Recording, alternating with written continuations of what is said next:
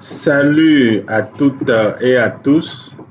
Bienvenue sur la chaîne La Lumière du Monde.tv. Sur cette chaîne, nous publions chaque samedi de nouvelles vidéos d'édification spirituelle. N'hésitez pas à vous abonner pour ne rater aucune de nos vidéos. Aujourd'hui, nous allons parler de la loi de l'esprit de vie. La loi de l'esprit de vie, le piège de la grâce. La loi de l'esprit de vie, le piège de la grâce. Sans plus tarder, nous allons commencer notre lecture dans Romains 8, Romains chapitre 8, versets 1 à 2. Nous avions dit que le thème d'aujourd'hui, c'est la loi de l'esprit de vie. Et nous allons voir en précision, nous allons voir dans la loi de l'esprit de vie, nous allons voir le piège de la grâce. Puisque la loi de l'esprit de vie, c'est ça que nous traduisons encore par la grâce. Romains 8, versets 1 à 2. Lisons.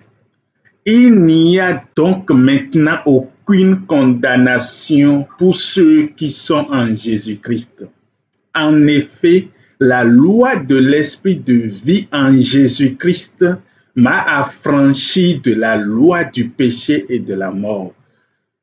Le livre de Romains a été écrit par l'apôtre Paul.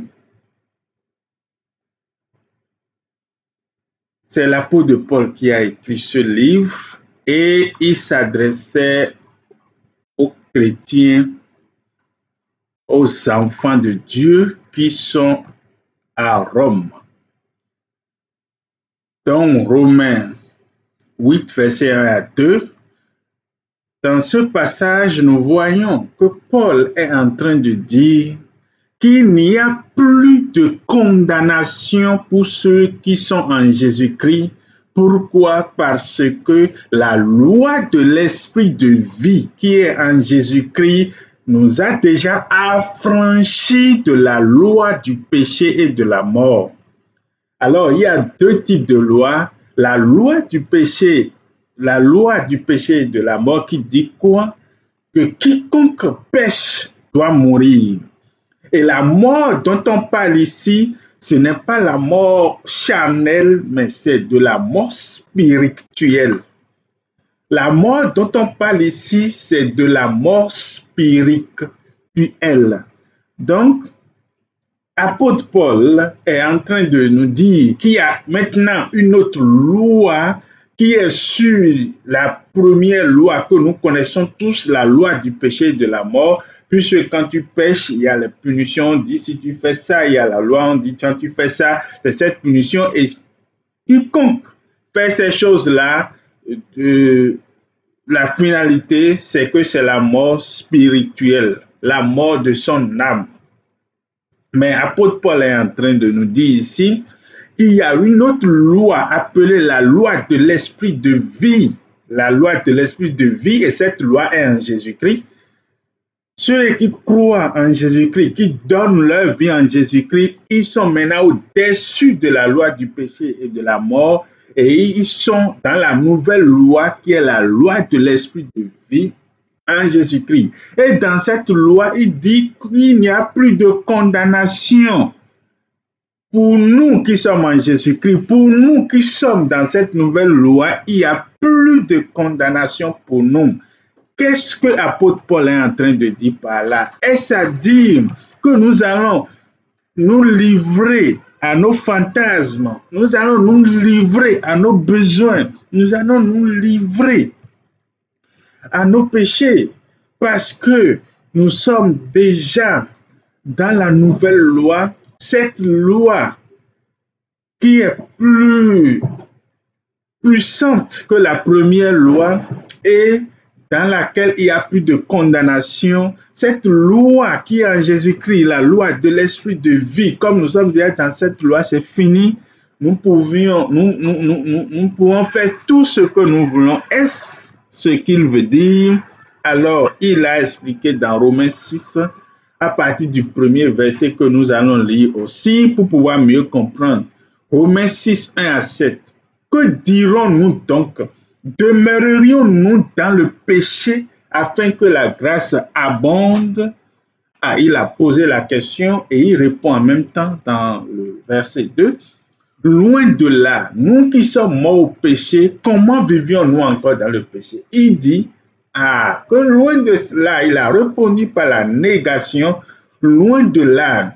Que dirons-nous donc? Nous allons demeurer dans le péché afin que la grâce abonde, puisqu'on dit là où il y a le péché, il y a la grâce. Puisque c'est parce qu'on a péché qu'on n'a pas mérité, la grâce est venue et puis on nous a sauvés.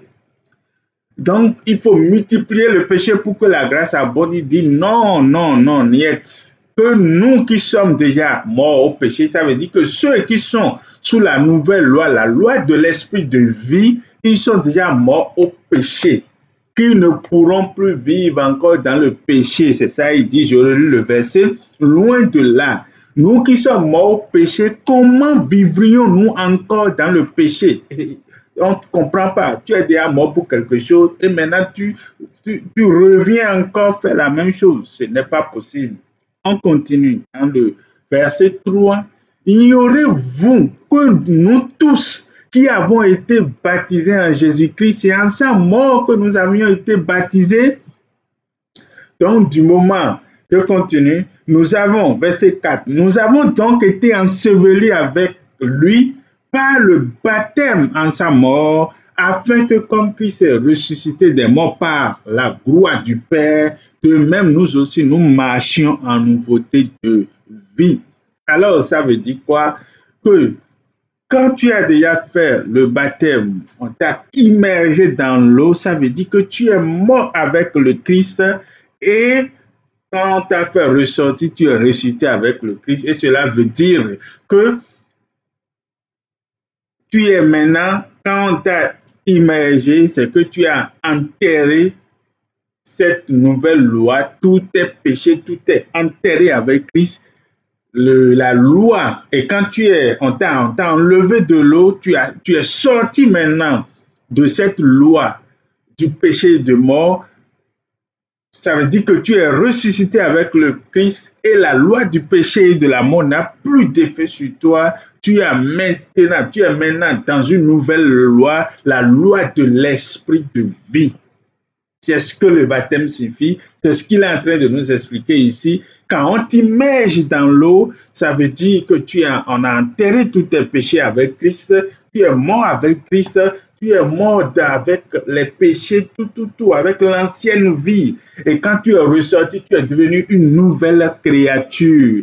Et tu es maintenant sous la loi. Tu travailles maintenant, tu fonctionnes maintenant suivant les principes de la loi de l'esprit de vie. Tu as enterré déjà ton ancien homme et c'est le nouveau homme qui va commencer par travailler maintenant suivant les principes de la loi de l'esprit de vie.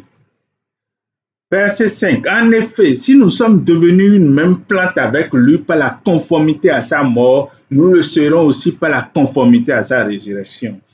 Sachant que notre vieil homme a été crucifié avec lui, afin que le corps du péché fût détruit pour que nous ne soyons plus esclaves du péché. Car celui qui est mort est libre du péché. Ça veut dire que nous sommes déjà morts pour le péché. Celui qui est mort pour le péché ne pourra plus continuer à commettre le péché. La puissance qui est dans le péché, qui nous malmenait, qui nous empêchait d'être fidèles à notre Dieu, qui nous empêchait de pratiquer la bonne chose, de pratiquer les bonnes choses, cette loi qui nous dominait, sa puissance a été arrachée par Jésus-Christ sur la croix. Et comme nous sommes morts avec lui et ressuscités, cette puissance n'a plus d'effet sur nous. Nous sommes donc libres et sous cette nouvelle loi, nous ne devrions plus pécher. Nous allons lire le verset 16 Ne savez-vous pas qu'en vous livrant à quelqu'un comme esclave pour lui obéir, vous êtes esclave de celui à qui vous obéissez, soit du péché qui conduit à la mort, soit de l'obéissance qui conduit à la justice. Il est en train de dire qu'on est déjà sous la loi de l'esprit de vie et nous devions donc marcher suivant les principes de la loi de l'esprit de vie. Maintenant, s'il arrivait que tu ne respectes plus les principes de l'esprit de vie et tu commences par respecter les principes de la loi du péché et de la mort, alors c'est la loi du péché et de la mort qui va agir. C'est ces principes qui vont appliquer maintenant. C'est cette loi qu'on va t'appliquer. Et si tu marches suivant les lois de l'esprit de vie, c'est également ça qui te sera appliqué. Alors, ça veut dire simplement quoi? Si on se dit que nous sommes déjà dans la loi de l'esprit de vie et nous détournons des principes de l'esprit de vie et nous commençons par marcher, par commettre le péché, vivre dans le péché, demeurer dans le péché, alors c'est les lois, les principes de l'esprit, de la loi du péché et de la mort qui seront appliqués. Alors, pour que ça soit plus clair, nous allons donner un exemple palpable que nous puissions tous comprendre. Si nous prenons l'avion, tout le monde connaît l'avion, l'appareil volant imitant oiseau naturel. Si nous prenons l'avion avant même que l'avion n'arrive, tout le monde on se disait que rien ne peut voler, c'est que les objets ne peuvent pas voler. Tout ce qui est lourd ne peut pas voler. Quand tu jettes quelque chose, la chose doit tomber. Et c'est ça la loi de la pesanteur.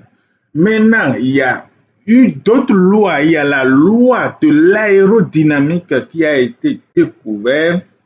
Et selon les principes, quand les principes sont respectés, tout est respecté, cette loi de l'aérodynamique arrive à dominer la loi de la pesanteur et c'est ça qui est appliqué au niveau des avions qui volent. Il y a la loi de la pesanteur qui est là, mais la loi de l'aérodynamique amène l'avion à dominer la loi de la pesanteur pour monter, voler, planer et aller là où il veut.